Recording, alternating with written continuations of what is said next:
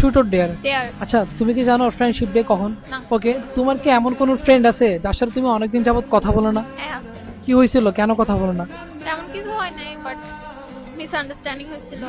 ও কথা বলে না, আমিও টেক্সট দিই না।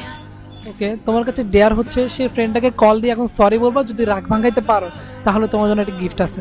না, পারবো না। আমার একটা ইগোর ব্যাপার স্যাপার আছে, আমি কেন কল দিতে যাব? ইগোকে সাইডে থেকে কল দিতে হবে, যদি করতে পারো একটা গিফট আছে। আচ্ছা দিচ্ছি। হ্যালো, কেমন আছোস?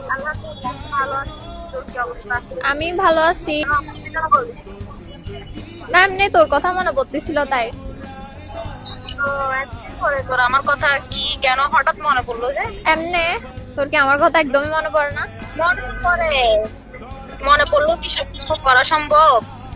তো তুই তো একটা টেক্সট হলে দিতে পারতি তাই না আমাকে? তুইও তো দিতে পারতি চাইলে।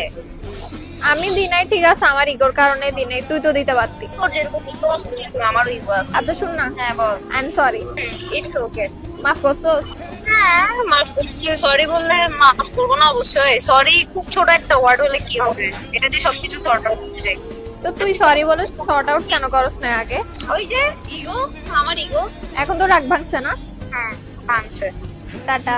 সো ফাইনালি কি রিয়েলাইজ করলেন? একটা সরি, একটা রিলেশনশিপ বলেন, ফ্রেন্ডশিপ বলেন, মানে ইগোকে যদি আমরা সাইডে রেখে সরি বলি তাহলে সবকিছু ঠিক করা যায়।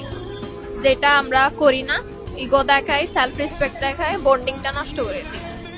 সো সরির কারণে অনেক কিছু ঠিক করা যায়। ওকে, আপনি যেহেতু ডেয়ার ফুলফিল করছেন, আপনার জন্য মিস থাইল্যান্ড পেজের পক্ষ থেকে ওয়েস্টার্ন কোলাজেন জুসটা গিফট।